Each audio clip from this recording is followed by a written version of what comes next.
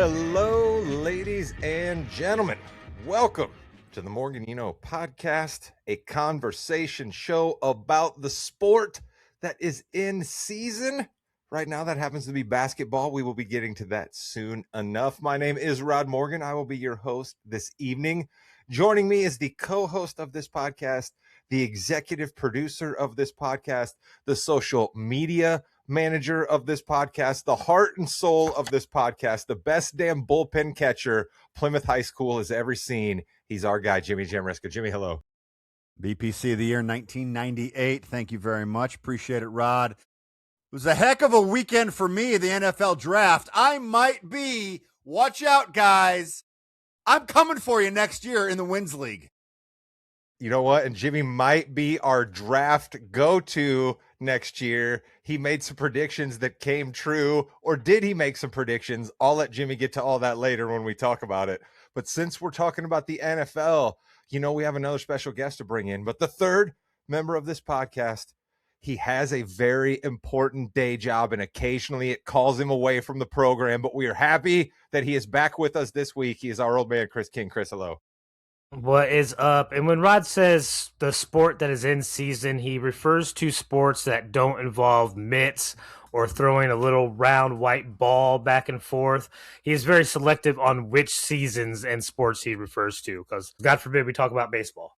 Listen, in my defense, we are going to bring up a little bit of baseball. We have a baseball segment, but we've just been busy with the NFL draft and the NBA playoffs, Chris. I'm sorry about your early season baseball. Don't they still play 162 games? Yeah, but they all count, Rod. Okay, they all count. Well, you know what definitely counted over the weekend, and that was the NFL draft. So since we're going to be talking about the NFL, we got to be smart. We got to bring in our football handicapper, the guy that's playing the daily fantasy leagues, the guy that knows NASCAR, the guy that knows UFC, the guy that knows poker, but he's not necessarily your go-to for basketball. That's why he'll be leaving us for the second half of this podcast, but we love him anyways. Our handicapper, Josh Williams. Josh, hello. What's up, boys? Pittsburgh set a record for attendance, and they also did not have any arrests on night one. That's pretty impressive, right?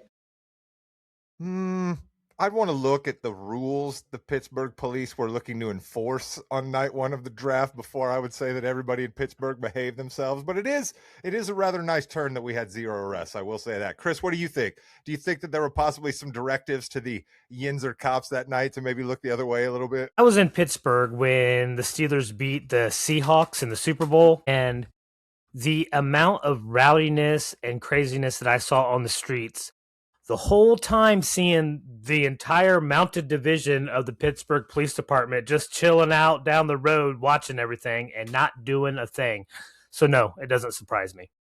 There we go. You know what would be surprising, though, and this is the cold open question of the week, something else that comes and goes occasionally when I have something that pops into my head or I think we got a little bit of time for it.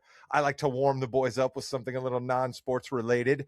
What if there was a televised draft for something that wasn't a sport?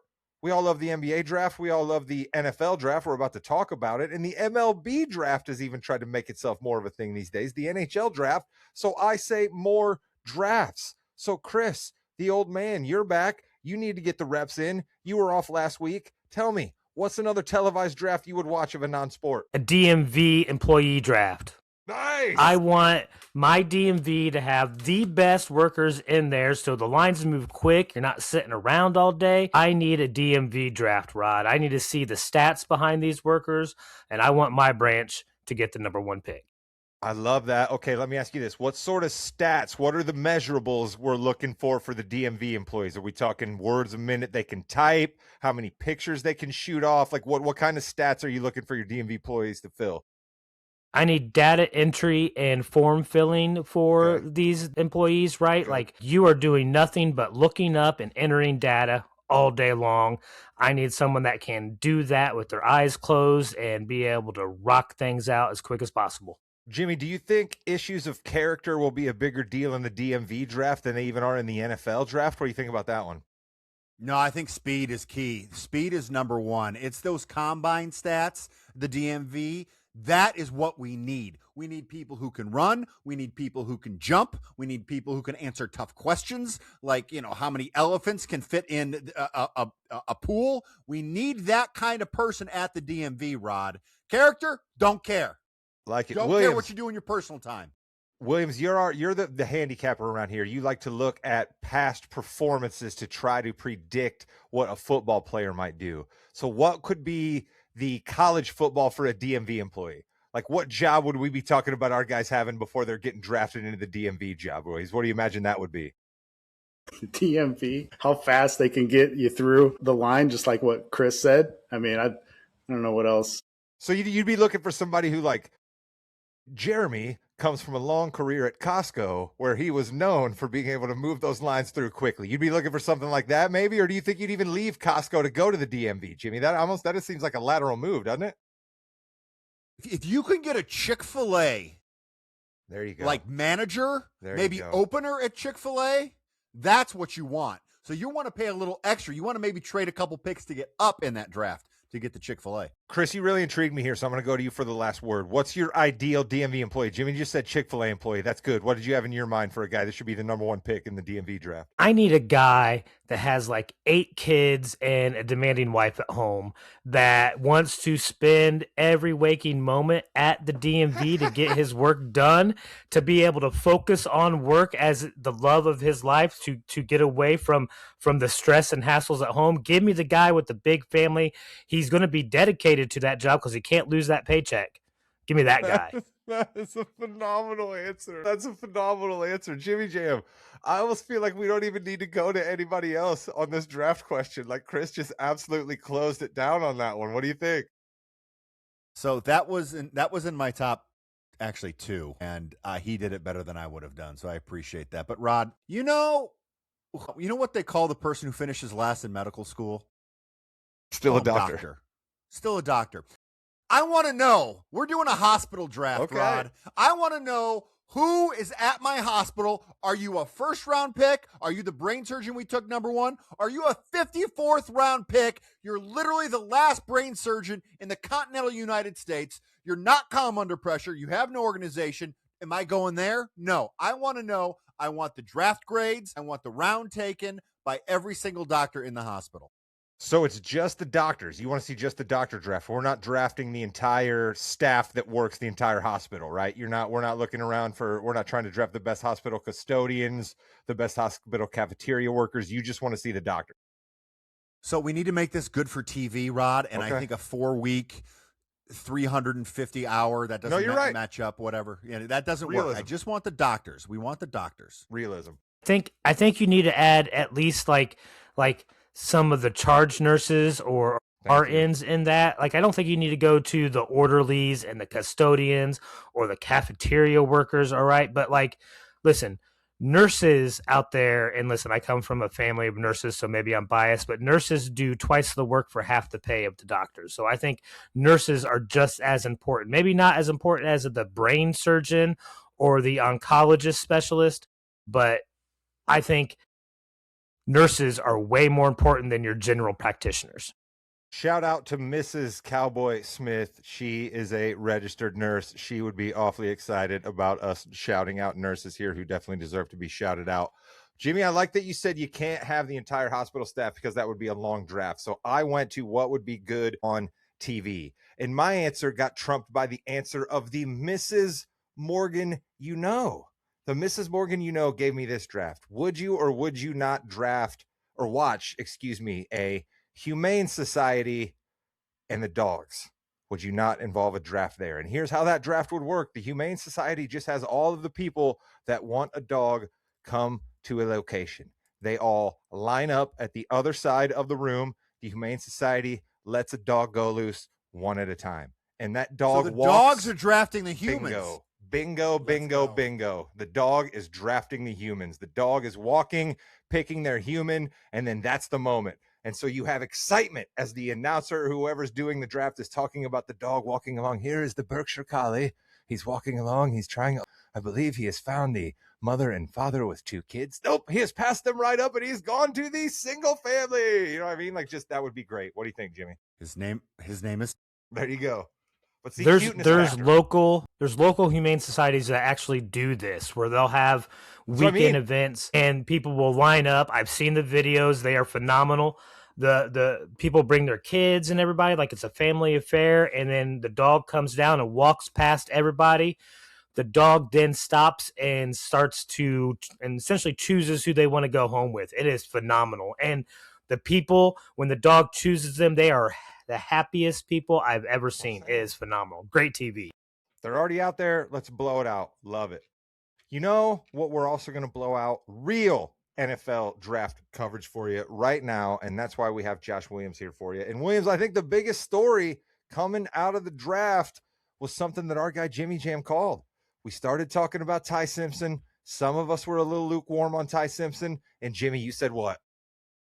I said he's definitely going top 20. There's going to be a team like the Steelers or the Rams that pick him. And apparently all along, the Rams were always going to pick him. They had a secret meeting, and even the McVay being a little pissy about it. I loved it because he knew it was going to happen. They knew they were going to pick him. And the thing that McVay's pissy about, I think, is he wants to focus on now, not the future. Calm down. Williams, what'd you think when the Rams took Ty Simpson at 13? Yeah, first off, when Peter Schrager says like 90 minutes before the first round that Ty Simpson will be a first rounder, that should have been like the first like sounding alarm bells right there. We should have put 2 and 2 together and took Simpson to go 13 to the Rams. We know how close Schrager is with McVay. I mean, he was at his wedding, for Pete's sake. That being said, I cannot believe what the Rams did. You're one play away from the Super Bowl last year. The 3 games with the Seahawks were basically coin flips, all 3 games. We could have very easily seen the Rams in the Super Bowl. And I mean, with the 13th pick, you don't improve the team now, not only this year, but probably not even next year. And I think Les Snead, the GM, made this pick. There's no way McVay made this pick. There's no way he passed on a wide receiver to improve. Devontae Adams is 34. Puka's biting people in the offseason. Or they could have took a defensive end. You know, they didn't get any pressure on the quarterback last year.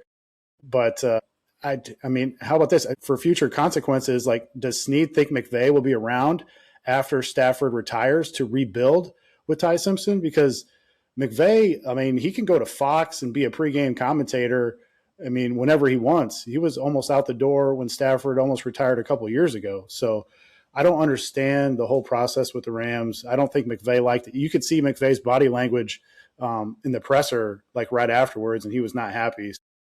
They've all tried to do damage control, you know, because all these reporters are close with the Rams. But, I mean, they're not fooling me. That was not McVay's pick. I don't care what you tell me.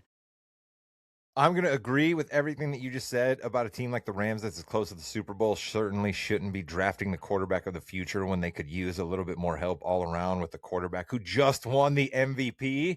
Just won the MVP? I'm even going to double down and say it's a bad idea for a second reason. I guess you could get me on board to say we've got to make sure we're looking forward. We can't get caught flat-footed. There's a few different examples around the league of having a guy who then steps in and this train can keep rolling. But I don't even think they did that for the right guy. Ty Simpson doesn't have a huge arm. Ty Simpson doesn't fit the normal build. He hasn't had a whole lot of starts under center. It just kind of seems to me, Chris, we got almost a little bit of nepotism here because word is Les Snead is good friends with Ty Simpson's dad. So do you even think that the Rams might have their QB of the future here? No, I don't. I mean, listen, if he's going to be learning under somebody, why not learn under NFL MVP? So if he's there for 2 or 3 years, maybe. All right. I don't know how many Packers fans were thrilled with the Aaron Rodgers pick, but he sat behind Brett Favre for a few years and it turned out real well. Right. So maybe it does work out. I'm with you guys, though. Do something that helps your team now. You know who was on the board? Reuben Bain Jr. from Miami, a probably an all-pro edge rusher that's going to be in the league, and that helps your team this year right away, solidifies your defense so you don't get in a shootout in the playoffs against the Seahawks. So do something that helps your team now. Hopefully for Rams fans, this does work out. Stafford sticks around for 2 or 3 years, and Simpson's able to grow.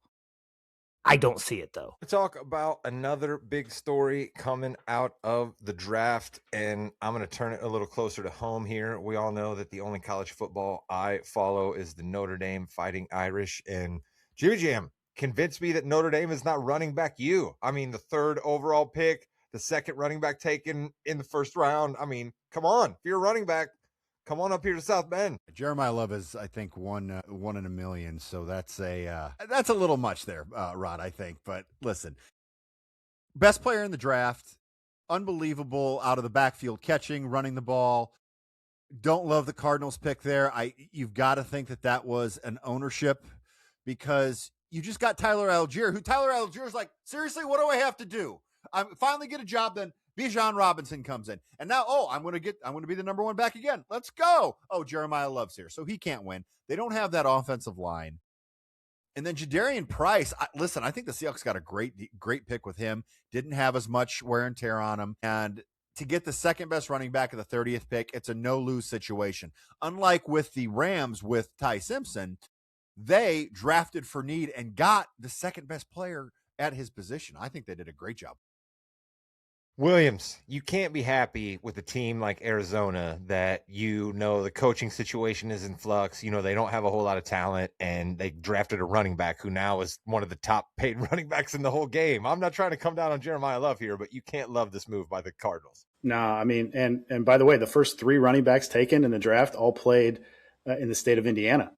How about that? But yeah, I love Jeremiah Love's talent, but if you're Zona, you can't take him there at 3 if you want your team to build towards a Super Bowl title. Now, if you want to sell jerseys, like Jimmy said last week, a la Red Love jerseys, then go ahead and take them. It's just not financially responsible. $54 million guaranteed. Now I think he's the 3rd highest paid running back already, and he hasn't even taken a snap yet. And we've seen this not work just last year with Ashton Genty behind that bad old line for the Raiders. And it also did not work for the first 6 years of Saquon Barkley's career with the Giants. A great running back does nothing for a bad team. Barkley gets picked up by Philly, and they win the Super Bowl the next year. So I love Jeremiah Love's talent, but yeah, I wish he would have landed in someplace else. All right, Chris, you weren't with us last week, and I kind of wanted to ask you about this, so I'm going to kind of bring you in this week and give you a chance here. So this was the 2026 NFL Draft. We talked about Ty Simpson being the big story, and you're not going to disagree with me that he was the big story coming out of the draft. We talked about Jeremiah Love because, of course, I'm going to talk about Notre Dame. But the number 1 overall pick in this draft that so many people said was a down draft and that everybody should get their quarterback last year was your guy, Chris. Your guy went undefeated, won the Heisman and a national championship, was the number 1 overall draft pick, and still people won't talk about your guy, Fernando Mendoza. Chris, as a Hoosiers fan, are you offended? Or are you just taking all this in and you're ready for the big chip on his shoulder to show everybody they're wrong? I am taking this all in and ready for him to show everyone that they were wrong. And the reason I'm doing that, Riley, is because I did this not long ago. I remember a guy named Joey Burr coming out of LSU, right? Had one good season in his college career, and it was at LSU, was almost unstoppable. They won the national championship. I believe he won the Heisman, right? Number 1 overall pick. I made the statement, I think he's overrated. I don't think he's ready. I think Tua is going to be a better quarterback in the long run. Boy, was I wrong. All right. And I hope everybody's wrong that says this about Fernando Mendoza. How can you root against this guy? All right. Maybe he's too goody for some people, I guess. But he's out there doing the right thing for the right reasons. You gotta appreciate the fact that dude stayed at home to spend it with his family, and especially his mom, instead of going to the draft in Pittsburgh. So fantastic. I'm just taking it in because what IU was able to do last year is still unbelievable to me. So I got to still just revel in the delight of IU football right now. I love that. Still reveling in it. Speaking of reveling, we got to go back to our Jimmy Kuiper Jamriska Jr. Not only did he give us that Ty Simpson was going to be in the top 20, but Jimmy, did you predict the Bears were going to get Thieneman? Did you predict that? How did that go? I said that the amazing pick for the Bears would be if Dylan Thieneman fell to him, but there was no way that's going to happen. Rod, I spoke it into existence. Those of you who listen to our Yeah, We Know segment on the Morgan You Know podcast know I can speak things into existence, and I did just that with Dylan Thieneman. The Bears needed a safety. He is starting on day 1. The man dressed like the coach. He dressed like Ben Johnson did when he first came to the Bears. Unbelievable. Love this guy. He's going to be great in the backfield. I think it's a home run pick for the Bears. Williams, you know what else is a home run? crafted you into this segment that I forced upon you called Williams's Workers, and you gave me a guy that went to your favorite team. Williams, it couldn't have worked out any better for us on the segment I forced upon you. Yeah. And Jimmy said, what would make you excited about the Bears pick? And I said, well, if we get Dylan Thieneman, that would make me excited. And he's like, yeah, let's go. I went to the Bears. That's awesome. Jimmy spoke it into existence. That is fantastic. And then the other guy, Jacob Rodriguez, he went to Miami. He gets the full rebuild there with Miami. He's going to help the culture at linebacker. He's going to have plenty of opportunity to make tackles because Miami's going to be real bad for the next couple of years. So I wouldn't even mind them giving him a shot at running back too, because he played a little running back at Texas Tech. But yeah, pumped that the Bears got the safety Dylan Thieneman at 25.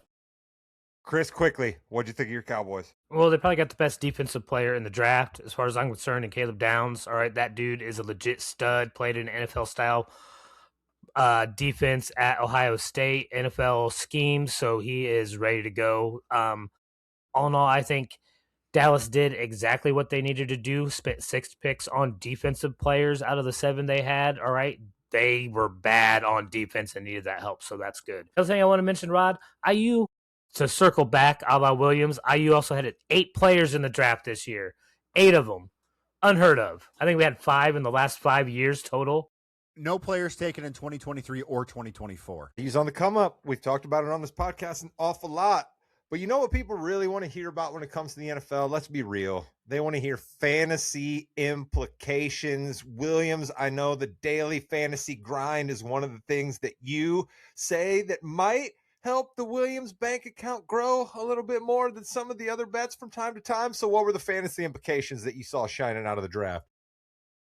Man, I mean, unfortunately, there wasn't a lot of great landing spots. I mean, we all love Mendoza, but the Raiders have arguably the worst wide receiver room in the league. I think it's good for Brock Bowers, though. We saw Cousins, if Cousins starts the first couple of games, we saw him have a career year with Kyle Pitts. I think Cousins and Mendoza can get the ball to Bowers. We talked about Love rushing behind that terrible zona O-line and a question at quarterback because Brissett wants a new contract. So that wasn't a great landing spot. Carnell Tate wasn't the number 1 wide receiver at Ohio State. Now he's supposed to be a game breaker for Tennessee. I don't really see that either. He'll lose some targets to Ridley and Wan'Dale Robinson. Remember, Dayball is the OC there now, and he brought in Wan'Dale Robinson. You got Kenyon Sadiq, the number 1 tight end.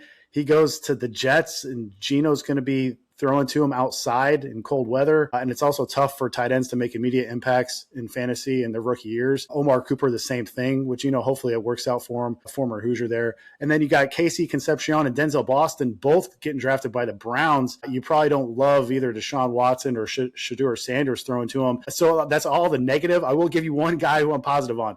Jordan Tyson for the Saints. If he can stay healthy, that's the key. I thought going in, he had the highest ceiling. Now he gets to play indoors, and he gets some pressure relief from him with Olave being the number 1 wide receiver. They also brought in Travis Etienne at running back to help balance the offense. And we know Kellen Moore likes to play super fast. So they're going to get off a ton of plays. They have a good offensive line. I really like Jordan Tyson, the wide receiver from Zona State, where he landed with the Saints there in the top 10 picks. I'm a mother shucker. You're a mother shucker. Let's go. Chris, who had the best mother shucking draft in your opinion? Could be just one player. It can be an agent, whatever you want. Who won the draft? Best draft. Could be Mendoza. Really kind of want to say the Jets. I kind of want to say the Jets because they picked 2 IU players. So I'm going to pay attention to the Jets this year. They got Cooper and they got D'Angelo Pons. So they're probably both going to play. So I'm going to watch. Chris, I heard a little anecdote about your boy D'Angelo Pons, right? Everybody is always asked who did they not like going up against, and a whole lot of the wide receivers that were in the rooms, all of them said D'Angelo Pons we hated going up against. So your guy got marks that way, Chris. So I like your answer there. Jimmy Jam, who won the draft? So I love the Jets. I think that they did a really good job, and it's just kind of weird saying that. But let's go across the field. How about the New York Football Giants getting Arvell Reese? Some had him as the best player in the draft with the 5th pick, but I really like the offensive tackles they got in Maui Noah and Davis at the end of the draft. But Malachi Fields from Notre Dame, big wide receiver that they took him. I like him better than he's not going to get hurt like Tyson might. So I really like what they did. I think overall they had a really solid. You know, the one thing that I heard my guy Todd McShay point out the other day that like we love coming out of the draft and we love talking about teams that are going to be a lot better. And a lot of these guys have high potential, but also we end up talking about the teams that draft high because they stink, right? Like you guys just gave the Giants and you guys just ggave the Jets, two teams that were drafting at the top of every round. So no wonder they got good guys. Let's go to the football handicapper. Who'd he like coming out of the draft? Yeah, I'm going to go different. I'm going to go for value and depth. I really like what the Steelers, Ravens, and Cowboys all did. I think they got some really good depth. I think, and I'll bring up what Chris said earlier. I think Tampa Bay landed a star there with Ruben Bain Jr. I think the Rams should have taken him at 13. And you saw him too. He's going to be so angry. I was just about to say he could have smashed the Incredible Hulk when he was hugging Goodell there. I mean, he looks pissed, and you've got a pretty good guy in your corner there, Jason Taylor, saying that this guy is the best player, not just defensive player, best player in the draft. And I know the track record for short arms isn't great, but this dude dominated the playoffs, man. I mean, he changed the Miami culture, and he got Miami to the national championship game. So I really love what they did. Also, remember Jeremiah Trotter? The Tampa Bay Bucks got his little brother in the second round, Josiah Trotter, a good linebacker. They also got a speedster, Ted Hurst from the little college, Georgia State. Really good against press, can take the top off the secondary there. So I really like what Tampa did also. You know who you didn't hear there, folks? You didn't hear the Indianapolis Colts. And that is the final word on the 2026 draft. We got no more time for the draft. The Colts didn't even matter in the draft whatsoever. Chris Ballard, did you even have anything to do? It doesn't matter. The Colts in 2026 don't matter. That is the Colts talk for now. Let's move on to something cool happening this weekend. The 100th running of the Kentucky Derby. I have my official Kentucky Derby visor on. I've got my Kentucky Derby suit pressed in the closet. I have a newly acquired horse bow tie. I am excited for the Derby on Saturday. Jimmy Jam, why is the Kentucky Derby so damn cool? Wow, you're talking to the right guy here, Rod. The Kentucky Derby's cool because you get to see all these thousands of people come dressed up in their big hats, and all it is what, 3 minutes, and then it's over. Obviously, there's a lot more before that and everything like that, but what you see on television, it's generally pretty quick once it gets started. Now, it's going to say on the TV it starts at like 2 o'clock, but that race ain't starting at 2 o'clock. You got to know exactly when the race is starting. Sit down, watch your 3 minutes, and then go on with it. NBC's coverage, I believe, kicks off at 2:30. Thank you very much, Jimmy. And the race will probably happen at 5:57 p.m. So there will certainly be a bit of a preamble where you will hear all about the trainers and all about the jockeys and all about the fashion. And the greatest hockey analyst of all time will be doing his hobby as a great sportsman, and that is Eddie O. Love Eddie O on TV talking about horses. Chris, why is the Kentucky Derby cool? I'm old. I like tradition. And nothing says tradition like the Derby. You want to see big hats? The Derby. You want to drink like a rich Southerner? The Derby. Right? You want to get so drunk you pass out in the middle of a lawn? The Derby. The Derby is awesome. And the icing on the cake, Rod, is going up to the ticket window and betting on your favorite named horse. All right? Let's not get twisted. Most of us casual fans are not trying to figure out who is the best jockey when the race course is a little bit wet or muddy versus dry. We are looking for the best names to have the most fun. All right. Well, listen, you'll have your chance to do that in a little while. All right. Let's continue with more of this. Williams, I wanted to ask you this. Do you think the Derby has lost a little bit of luster? Because I believe at one point in its iteration, it was a huge deal because it was one of the times where you could celebrate gambling, right? We all kind of forget a time where it was harder to be able to gamble on these games. We couldn't do 3-leg parlays. We didn't know who the over and under was, and we certainly couldn't just put it onto our phone. So the Derby was one of those times where it was legal. You could go out and bet. Do you think the Derby's lost anything now because you can literally bet on anything at any time? I don't know.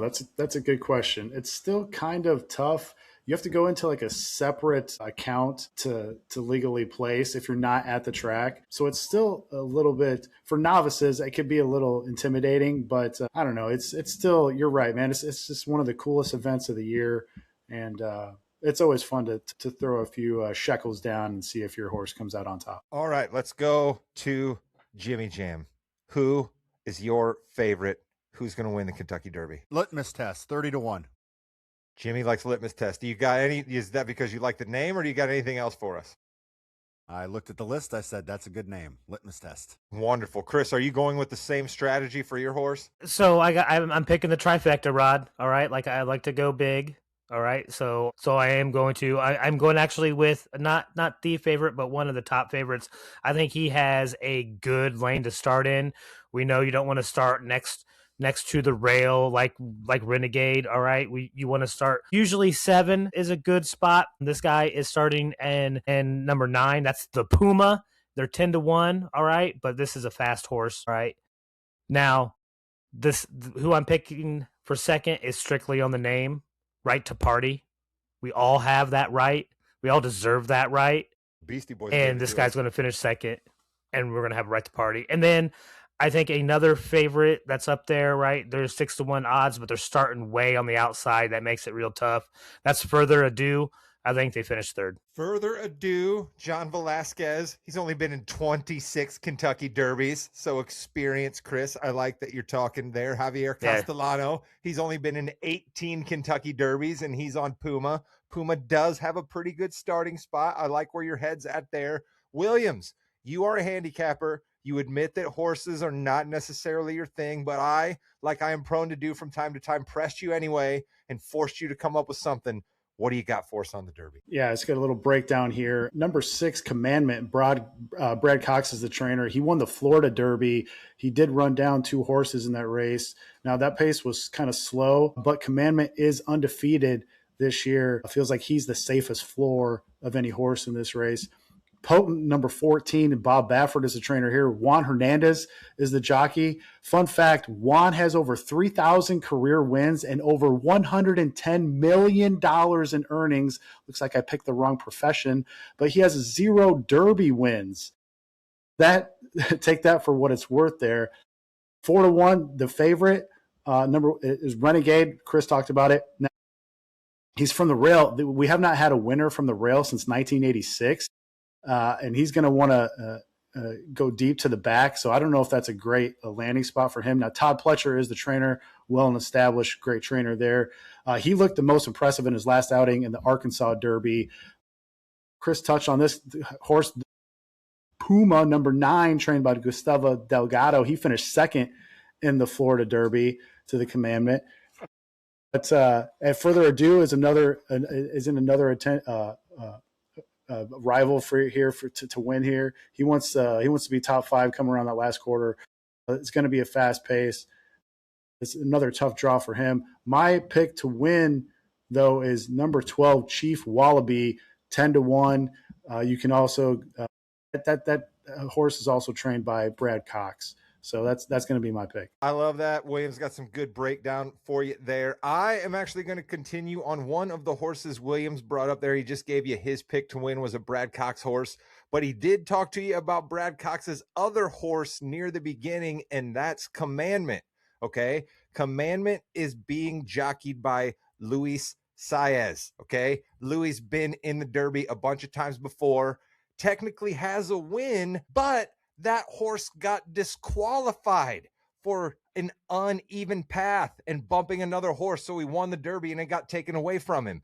Brad Cox technically has a Derby win, but he only won the Derby like a month after the Derby was over when Medina Spirit got disqualified for a failed drug test. So you're bringing Brad Cox, the Louisville native, together with Luis Saez. Both guys have a Derby, yes. One actually technically doesn't. One technically does, but doesn't really feel like he has a Derby. They're going to come together for a redemption story, and Commandment wins the One for the Roses on Saturday. That's what I got for you. Jimmy, you love that story, right? What I just gave you there. 2 guys who need a bit of a redemption story at Kentucky Derby coming together. You love that story. You can dig a narrative. You're not heartless.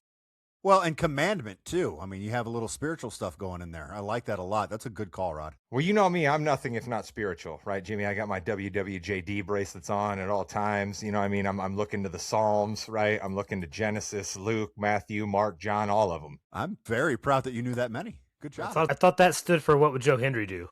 Nice. That's incredible stuff. And with that, no. Williams, I appreciate you giving us the NFL knowledge. I appreciate you looking up a little bit of the horse knowledge. We will be saying goodbye to you for a little while until basically you get to set your return date whenever you want to start previewing NFL divisions. We will be excited to have you back, my friend. Yeah, man. And don't forget, the NFL is releasing their schedule here in the next few weeks. And so we'll get to see where everybody plays. We might have to record that first recording into week 1 on a Tuesday night, because it sounds like the Wednesday night Super Bowl winners Seattle's going to be hosting a Wednesday night game this year. So be ready for that. NFL. Goodness gracious. The NFL ever expanding, trying to take away from the NBA. But you know who's not taken from the NBA? This podcast. We're going to talk about it next, and Jimmy Jam's going to lead us on it. It is time for the Fast Break, the fastest 15 minutes in the NBA. We've got a lot of stuff going on tonight. We had the Detroit Pistons. Father Pete might have said a prayer or two. Pistons are still in it. They are up 3-2 over Orlando. Orlando is up 3-2 over the Pistons, but they got this game 116-109. It was pretty close. They did pull away in the fourth quarter. My question for you, Rod, Jalen Duren, he was 4 of 6 today. He had 12 points. He had 9 boards. I mean, 2 blocks. He's still not doing what he needs to do to get the Pistons to the next level. And Franz Wagner wasn't even in the game. Yeah, it's Jalen Duren is kind of looking like a guy who's having his first taste of the playoffs, but it's not his first taste of the playoffs. He was in a series last year with the Knicks that was quite physical, and this guy's probably going to make a second or third team All-NBA. It's a real tough look. And the thing that surprises me the most is you could have convinced me that maybe Jalen Duren would have shrank from the moment a little bit, but convincing me that Wendell Carter Jr. was going to be the guy busting his ass, that would have been a far leap for me to make, Jimmy. A shout out to Cowboy Derek and myself here, Bulls fans. What a great trade. Anyway, Chris, who do you want to talk about? Cade Cunningham's 45 points or Paolo Banchero's 45 points? I think the bigger story is Orlando, right? Well, now it depends. I mean, Orlando came away from the dead, but the Pistons losing convincingly until tonight is a huge story too, though. All right, now so we've talked about the East all year, right? We knew the East teams were a step below that top 2, maybe 3 or 4 teams in the West. We've known that. Even though Detroit has had the best record in the East the entire season, we've known. So I don't think there is a big of a jump between the 1 and the 8 seed in the East like there is in the West. All right. So then it brings me back to okay, we know Detroit had an issue. They got rid of a guy from the locker room for various reasons. Has that hurt them more than they're willing to admit? Or is this Orlando, in all reality, all of them playing and coaching for their jobs? Well, they are. And I think everyone had Orlando with more wins than Detroit this year coming into the season for sure. But I think that you've got to make sure we give Cade Cunningham enough credit. He came back from a really horrible injury. Rod knows nothing about this, but he came back from a really horrible injury, and he just scored 45 points on 13 of 23 shooting. Rod, you're muted, brother. Man, I've been so good about not doing that recently. I think even if the Pistons are to lose this series, I don't know that we'd want to come out of it criticizing Cade Cunningham in any way, shape, or form. You know what I mean? Like, he's kind of given one of those LeBron on the early Cavs performances here. Like, what else do you want the guy to do? You know what I mean? He's scoring that many points. He's getting assists. He'd probably have 14 to 15 assists if the Pistons could shoot. You know what I mean? Which was one of the problems we knew the Pistons had all year long, right? Like, I don't know exactly what's going on with Malik Beasley. Like, I kind of say to myself, are we really sure that he can't be playing basketball? But, you know what I mean? That's not for me to decide, but I guess his 3-point shooting was huge for the Pistons. And also Duncan Robinson and Kevin Huerter are never the answers. I mean, they're just never the answers. The Pistons brought in Duncan Robinson at the beginning of this year. They brought in Kevin Huerter at the trade deadline. Like, as much as I love my white Americans, Jimmy, as we talk about all the time here on the show, those guys are just never the answer. They aren't. In another series that could have just been thrown all over the place. I think it's over, though. Cleveland and Toronto. It looks like Cleveland is pulling this one out 125-120. I think they've got like 1 or 2 seconds left, depending on how ESPN is refreshing. It does look like James Harden had 23 points. Evan Mobley also 23 points. Those are two guys, Chris, that the Cavs need to play well in order to win the series. I get so frustrated with Cleveland. They have the talent on this team to make a deep run, but it's constantly like they're all underperforming. Like, yes, let's give Mitchell his due, but there are games it feels like he takes off, that he's not there. I don't think I can just nail it down to just one guy. This seems to be, you know how I am, Rod. I'm a culture guy. This seems to be a lack of culture in Cleveland. There's no kind of structure there to keep this team focused and to keep them on a singular track to get further in the playoffs. Yeah, and I think they were helped a lot, Rod. I believe Brandon Ingram got hurt in this game. He only played 11 minutes. He scored 1 point. It was nice to see R.J. Barrett step up.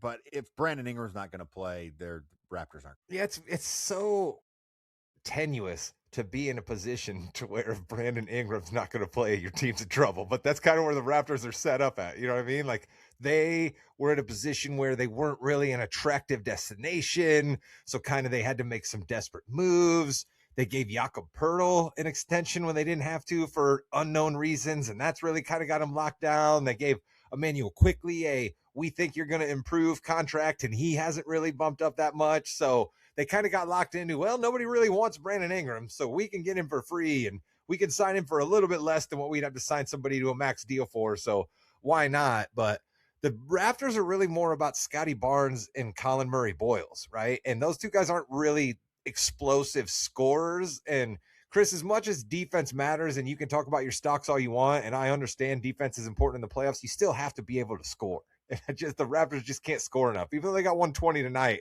I think that speaks more to the fact that Cleveland is soft and doesn't play good defense when the playoffs come around than it does that the Raptors can score. I mean, as much as I'd hate to admit this, you're not wrong, right? Like, I do love defense. I think defense wins championships. But in the NBA, you need at least one guy that can get his own shot at any point in time in the game, because it's going to come down that you need it, whether it's to stop a run from the opposing team or to get that bucket at the end of the quarter or at the end of a shot clock. You need that guy, and I don't think Toronto has it. I'll tell you one thing the Cavs do. Dennis Schroeder, Olympian extraordinaire, 21 points, 19 minutes tonight. Not a bad night for Schroeder. But I know someone who's going to have a bad night. The person on the other end of the Rod Damnation of the week. We don't want Van to hear whatever. this. We don't want Van to hear this. It was on Rod Damnation. It was on Rod Damnation. Riverside. One more time. Ridiculous. Jimmy, we've been doing Rod Damnation here on the show for a little while, and there have been many people that have earned themselves Rod Damnation with flying colors. But I'm not sure that many people that have earned Rod Damnation have earned it for so many different reasons in such a short amount of time. And I'm also not sure that someone who no one has ever heard of and then everyone has heard of has then gone to a villain in such a short amount of time. And that is one governor of the Portland Trailblazers, Tom Dundon. My guy. So you're the one, huh? You're the one who's going to come into the NBA and you're going to change the thinking. You're going to switch it up. You're all about winning. Wow, Tom, nobody's ever come in and owned an NBA franchise before and said that they were all about winning. You're going to trim the fat. The only thing you're going to spend money on in the organization is winning. Nobody's ever said that before either. But you know what you actually have done? Alienated your fan base, made yourself look like an absolute joke, and not just because you're cheap, but because you're actively interviewing head coach candidates while your interim head coach is in the friggin' playoffs. Tom, my guy, My guy, wait a week. The NBA has a little bit of decorum to it. Do you want to know why the NFL is the king on the block? Because those 32 owners look out for one another. They look out for the league. They're not going to let one guy kick team employees off the plane to save a couple $1,000s. They're not going to let one guy kick two-way players off of going and gaining playoff experience. They're not going to let one guy rob his fan base of playoff t-shirts and be the only friggin' franchise that doesn't do it. You're not saving enough money in the grand scheme of things, Tom. You just look like a joke, man. You have earned Rod Damnation, and reports that are coming out of Portland are you don't care. Word is it got back to you that you look this bad, and the quote is you said you don't give a fuck. I don't like cursing on this podcast, Tom Dundon, but if you said that about your players and your fan base, the ownership should be stripped of you. That's ridiculous. You know, Rod Damnation is usually, it's something that irritates you, but it's in fun, right? I mean, you're not. Chris, I'm a little nervous right now. I got a couple points, and Rod touched on some subjects. I will say this though, Rod, you may have given it to Kyrie Irving a little bit harder at the beginning of your Rod Damnation series, Yeah. and quite often did he make your Rod Damnation. So I think Kyrie may have the title there, but this was heated, right? And the other point I would make. You are not wrong about the NFL, except you could probably say Jerry Jones is one owner that doesn't necessarily care about the rest of the NFL. He only cares about his Cowboys. But he does everything top shelf. He'd never be caught dead trying to save a couple of pennies the way this guy is. No. Jerry will spend money, and Jerry likes to win. Jerry does not tank. Always back to the Cowboys there. And it takes away from a very good season by the Trailblazers. Thiago Splitter did a terrific job and deserves to be the head coach. He was the head coach for the entire year, except for 2 games, 1 game. And with all that, with the Scoot Henderson being out for 50 games, Denny Avdia stepping up, all the trade rumors, Drew Holiday coming in. What a great season. And then this guy just decides to throw it all away. It's about getting people in the building, people loving you. Guess what? Seattle's getting a team. You have everything to yourself right now. People are going to go back to Seattle very easily if you're going to alienate them like this. It's not hard to be a good owner. Even a meddling owner is trying. Matt Ishbia tried. He failed miserably with Kevin Durant. Guess what? He saw his mistake, corrected it, and they made the playoffs this year. Great call, Rod. Great call. Now, Rod, I want to talk to you about something else that's near and dear to your heart. Boston Celtics. They are the team, like any other team, who likes to play a lot of basketball games in April. Joel Embiid, who a week ago was on an operating table being cut open, it was like 10 days, but just put up 30. I think, Rod, though, you're not upset because you know that's not going to happen again because Joel Embiid can't do it again, right? I tend to bet a lot of money on the Joel Embiid will find the dip portion of the up and down Joel Embiid experience that we've had over the last couple of years, yes. But I would put this more on the Celtics. I really would. And Philadelphia fans, I don't know how big we are on the Rocky Steps there. I don't know how many Philly cheesesteak eaters are listening to this podcast. They're not going to like me here, but I think that game has everything to do with the Celtics and not very much to do with the Sixers.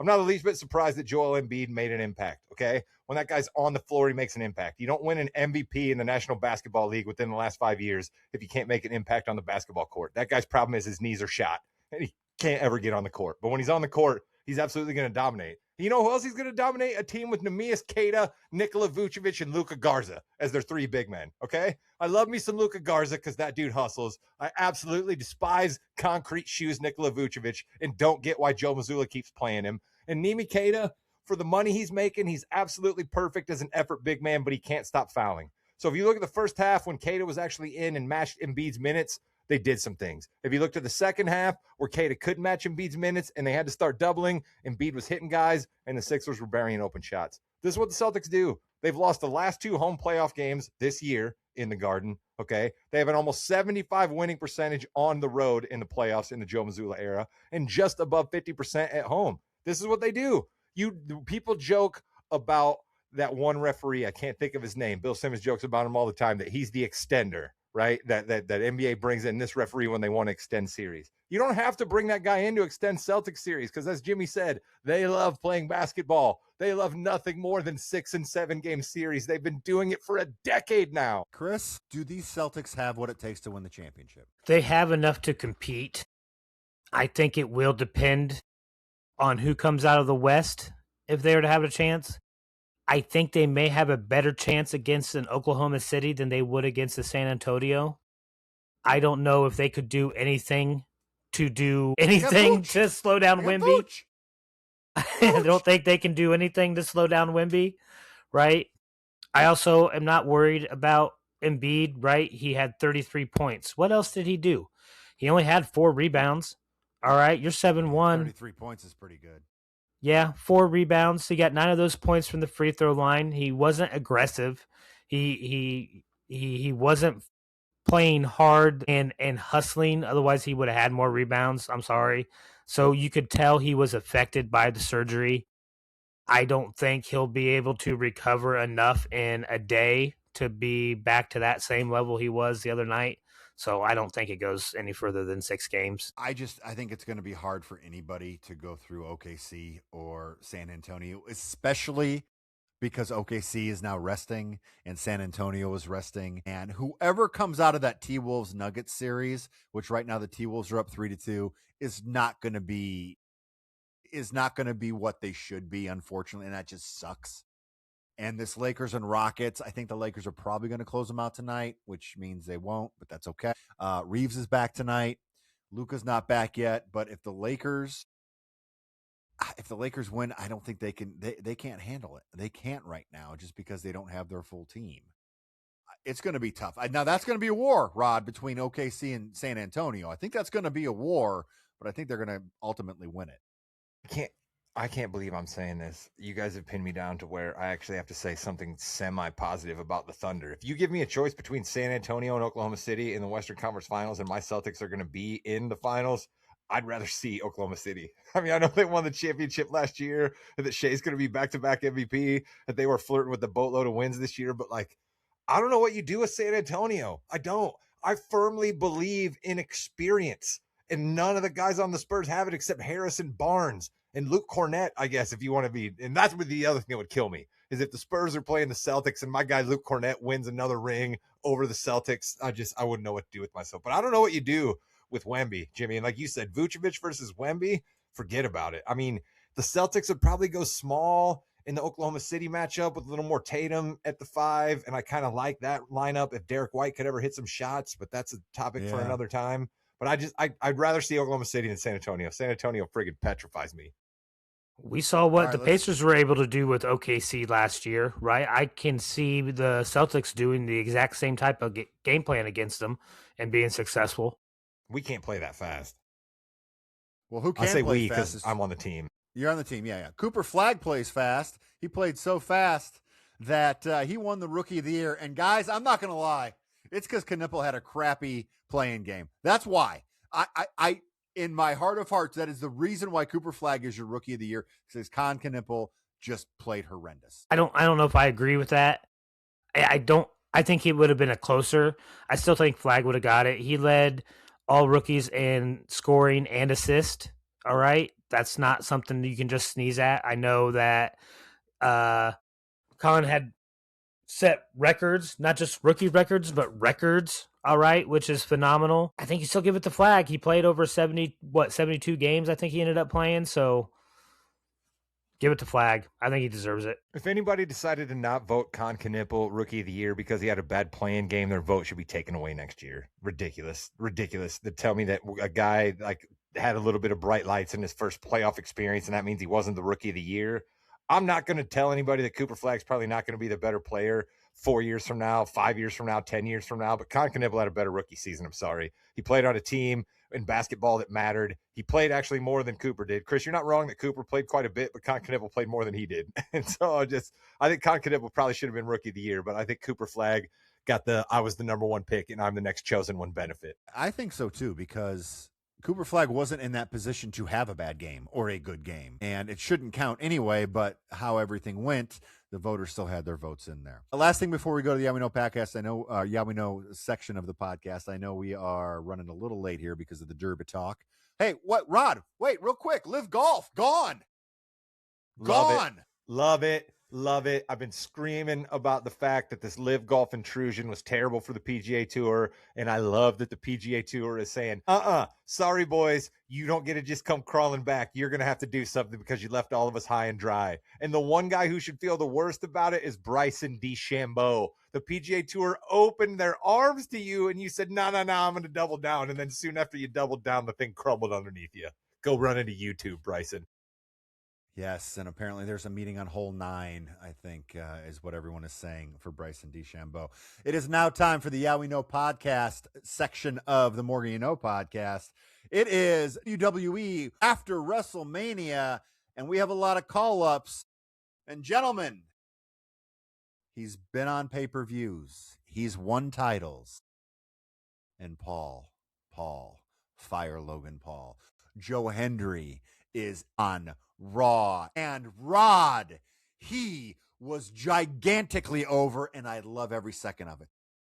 Their decision to have Joe come out without his theme song, right, to give him a chance to be over and have it not be just his theme song, right? We came back out of the commercial break with him already in the ring, but then to have him do the song thing, which is just so phenomenal. I remember the song about Gallus from his days in NXT, right? And now we have one about Logan Paul, and we will get more. And give me all the Joe Hendry. I was excited about how, I can't remember who it was. Somebody told him he needs to get rid of the blue shirt. I will be excited. Yes, Montez Ford. Is that Montez? Okay, I'll be excited to see if he does like a change. He's wearing red. Oh yeah, he's wearing red. That's great. I was excited for that, but give me all the Joe Hendry, Jimmy. You know that. It's not fair to come to me first because I have the same exact sweatshirt that you have on. I love me some Joe Hendry. I know, and Chris is probably going to hate it, but whatever. Go ahead, Chris. I am a little torn. On the one hand, I absolutely loved the Fire Logan Paul song. It was phenomenal. I hate Logan Paul, so give me all of that. But I also heard one of the best lines from Wade Barrett ever. This is a musical travesty on the level of Milli Vanilli, which just cracked me up. Yeah, but he was singing it, though. That didn't make sense to me. You could tell he was singing. I know. It's cracked me up. I loved every second of it. All right. If I can get more of this type of Joe Hendry against Logan Paul, I'm all for it. I thought the fact that they had Logan Paul be the person that he went after was very big, too, because I was so nervous it was The Miz or someone like that who it just doesn't matter. But Logan Paul, love him or hate him, huge charismatic guy, one of the biggest heels in the company, tag team champion, and has great matches, and he will help Joe Hendry have a good match as well. Rod, I love that. I will agree wholeheartedly on Logan Paul being able to help Joe Hendry through, because as over as Joe is and as much as I love Joe, technical wrestling, not really Joe's deal. So it's going to be nice to have Logan Paul there. Logan's going to do some stuff that's going to kind of make it seem like Joe did some cool stuff. So I dig that. And I, like you, thought for sure. I didn't think we were going to get the Miz because we have the Miz Danhausen thing going on right now. Yeah. So I knew that he was going to be busy, but I thought maybe we were going to get like a JD McDonough, you know what I mean? Or, you know, somebody like maybe he's going to call out Shinsuke Nakamura, like I mentioned, you know what I mean? I thought we were going to get somebody who was definite mid card, but like, you know, a little more elevated. So I was excited to see that it was Logan Paul. Okay. So I think we've got to talk about these releases as well. And before we get into the releases, a couple things. Number one, these are human beings. In one case, it's a husband and a wife that now are not employed. Now, they do get 90-day severances and things like that. They are not going to be employed. So this sucks for everybody.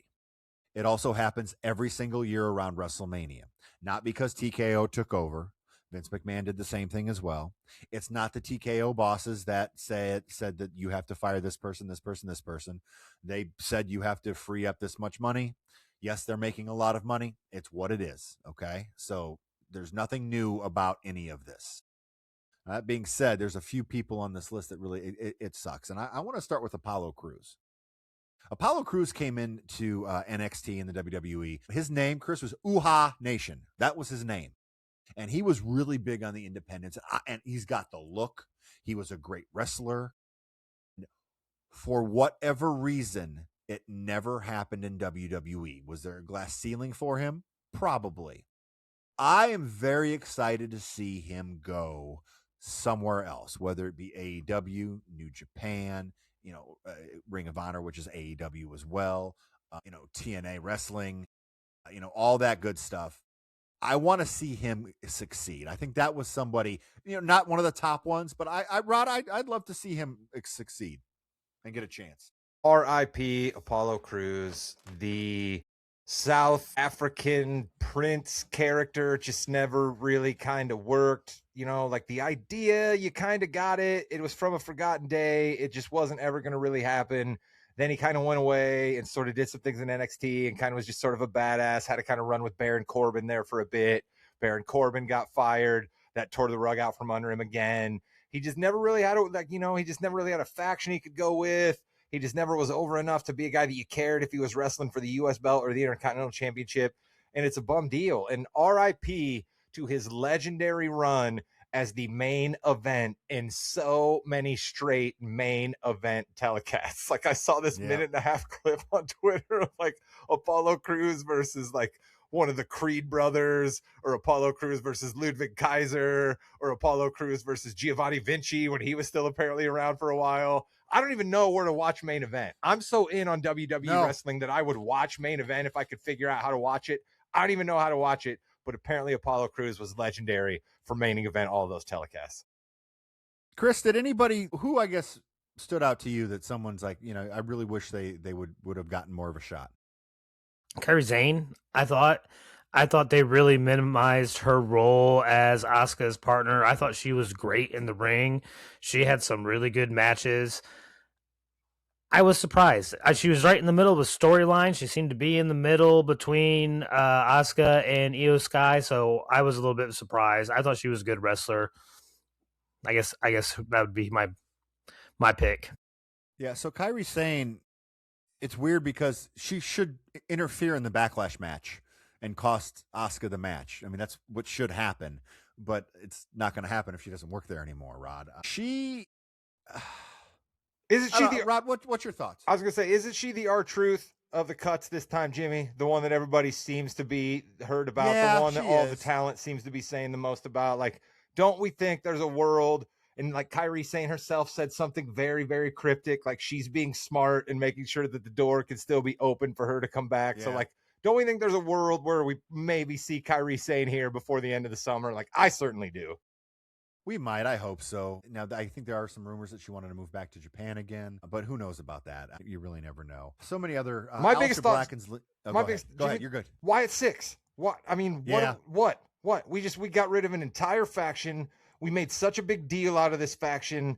You have the legacy of Bray Wyatt, which seems to mean so much to you. You have Alexa Bliss, who's still there, who we don't say anything, but she's still sort of doing the character that Bray Wyatt created, right? Like she still carries the doll sometimes. She's still, wearing the black and all the stuff that she first did when Bray Wyatt took her underneath her wing. So like we have this whole Bray Wyatt shadow over the WWE, and you're just like, you know what, Dexter Lumis, you're a heck of a worker. You have some of the most expressive eyes in professional wrestling. We've got no use for you anymore.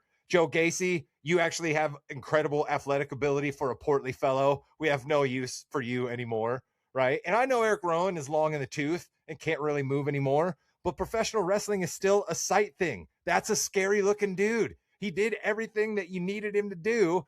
And I think the only move for the Wyatt Six would have been take Uncle Howdy's stupid Max off. Just make him Bo Dallas, and it probably would have been better. I didn't get all the time and effort we wasted on Wyatt Six to just fire all of them. And RIP Nikki Cross, she deserved way better. She barely even got to fight in the Wyatt Six. So that's kind of where I wanted to go. Nikki Cross, and Chris, I'll let you talk here in a second. I know I've kind of monopolized this segment, but I have a lot of big thoughts here. Nikki Cross is an unbelievable performer.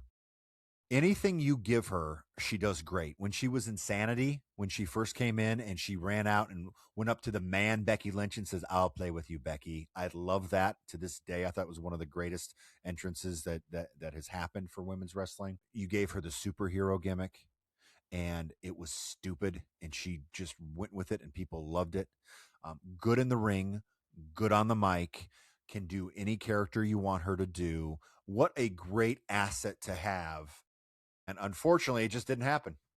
And it sucks, Chris. So when I got back into it, when you guys talked me back into watching again, she was in her superhero era and she had a belt on. And she was fun. She was exciting to watch in the ring. You're right. She was good on the mic.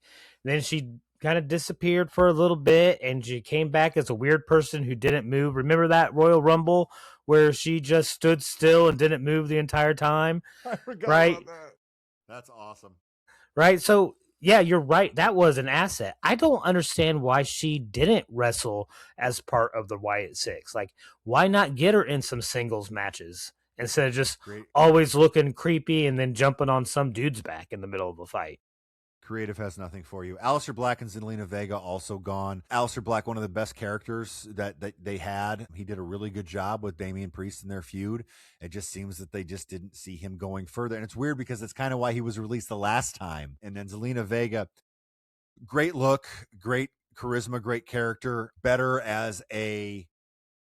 I mean, I think she was better as a valet or a manager than she was as a wrestler. Good wrestler, but I just didn't really ever do anything for me in that.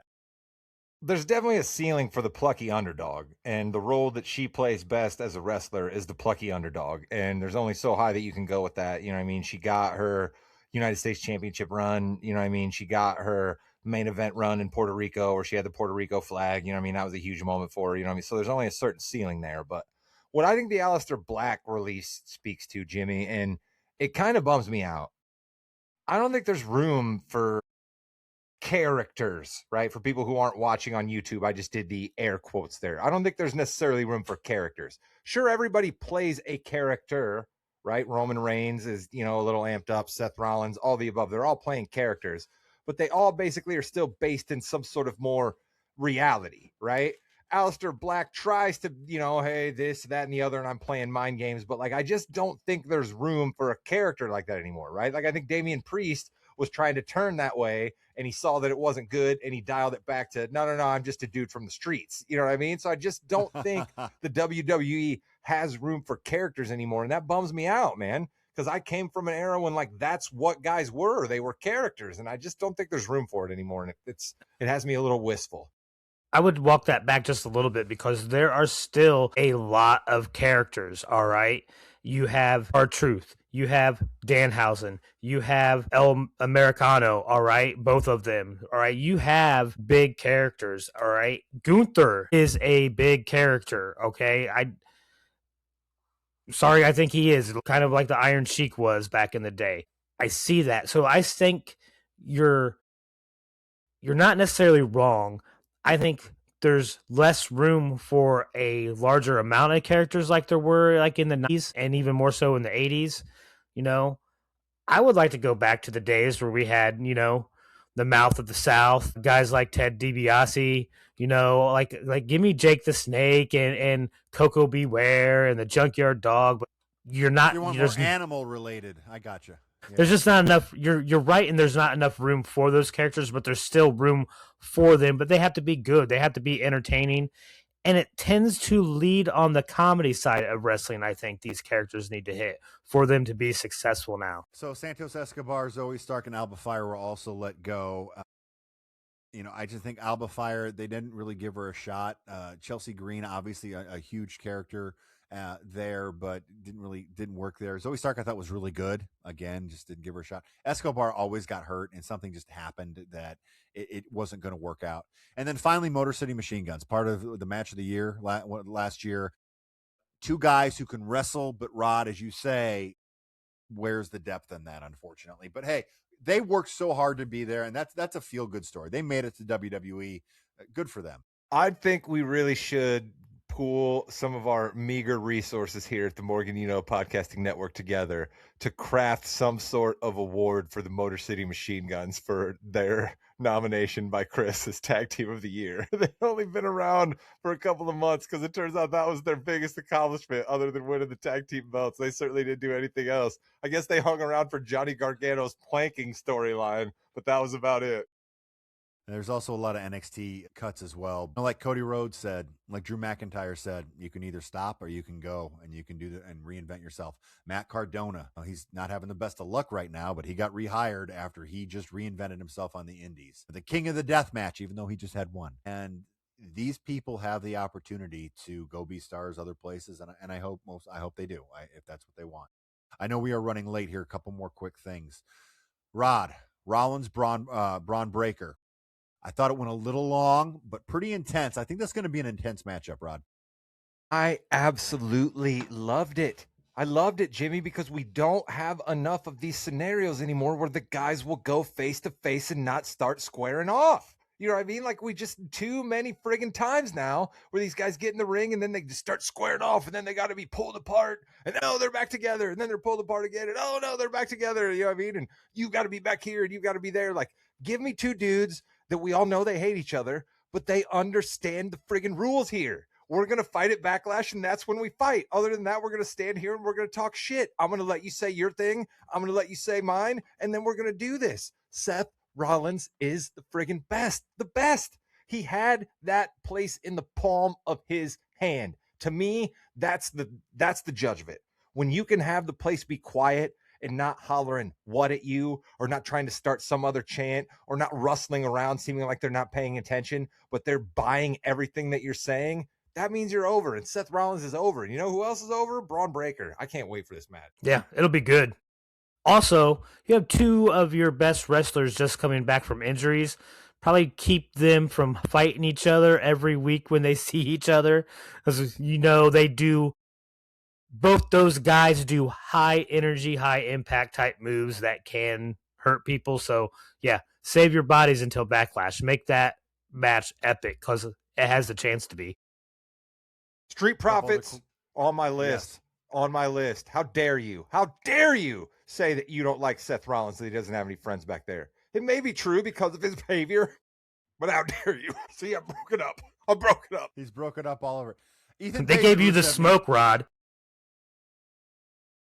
Ethan Page and Rusev need to be together. I think it would help Rusev more than anybody else. It'll put Ethan Page on because he's the talker. Rusev is the muscle. It's very easy. I love it. Let's please do that, and then get Chelsea Green in there as well. I thought that was really nice. Speaking about two people fighting each other all the time, Roman Reigns and Jacob Fatu. Chris, how amazed were you when Roman Reigns, after being pummeled by Jacob Fatu, accepted his challenge? I couldn't believe he would have done that. He said he wasn't going to do it, Chris. Yeah, like when should you have ever trusted anything Roman Reigns has said? All right, he's just been an evil bad guy his entire career that I've seen. How dare you, Jimmy? How dare you set him up like that? You knew he was going to say that if you set him up the way you did. I mean, I don't trust anything he says, let alone pretty much, like, this is going to sound so horrible, but pretty much from anybody on that side of the family, right? Like, I don't trust any of them. I don't care if it's Fatu, Roma. No, none of them. I mean, Chris's views against American Samoa and the greater Samoan population do not necessarily reflect the entire Morgan Podcasting Network. In fact, they 100% do not reflect it. I mean, listen, Roman mentioned it in that little tirade. He's like, me accepting this match isn't you earning it, it's nepotism. Well, that's all I see. All right, the bloodline has just grown and grown. It has different branches now, but they're all under the same bloodline. All right, there's just so many, and I don't want to see them anymore. Someone needs to take the belts off of them, all of them. All right. I do want to say thank you to Roman for taking the belt away from Phil. All right, I appreciate that, but you're going to have to give it up soon, and it shouldn't be to your freaking cousin. You know who's going to tell you to take your thank yous and stick them in a sack? Roman Reigns. He doesn't care that you want to thank him for taking the belt off of Phil when you just trashed his entire family tree. He doesn't care about you saying congratulations for taking the belt off of Phil. He's going to wallop you after all that garbage you just said about him. Well, at least I know what viral clip we have this week. Chris, it's not going to look pretty for you. Not at all. Good thing is you're never online and you never post anything and you never retweet anything. So it should be fine for you. Finally, before we go, like I said, Rod, WWE is taking Finn Balor and shooting him through the roof. He walked in at the end of a segment and Roxanne Perez said, "Hey, you need to leave." So that was.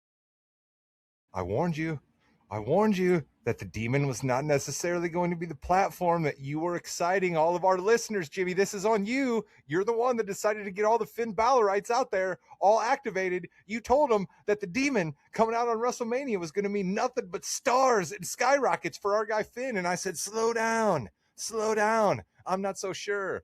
And now the hopes and dreams of Ireland itself rests with Roxanne Perez. That's not where you want to be.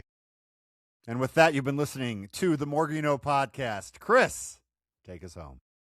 I also don't care how Grayson Waller feels right now. Like, comment, subscribe. Goodbye, Internet. Just a drive-by Grayson Waller. Shout out to Becky and EO Sky. Becky saying, EO, you're neither new or entertaining. I hate you. Becky's growing on me. I said get rid of this character, and now she's growing on me again. Obafemi Open Challenge. Chris, you taking it next week? Yeah, no, I'm behind Obafemi. I'm 100%. That's why I don't care how Grayson Waller feels. I don't care how Grayson Waller feels. That's what the episode should be titled. Everybody can agree with that sentiment. Every single person in podcast land that'll be going.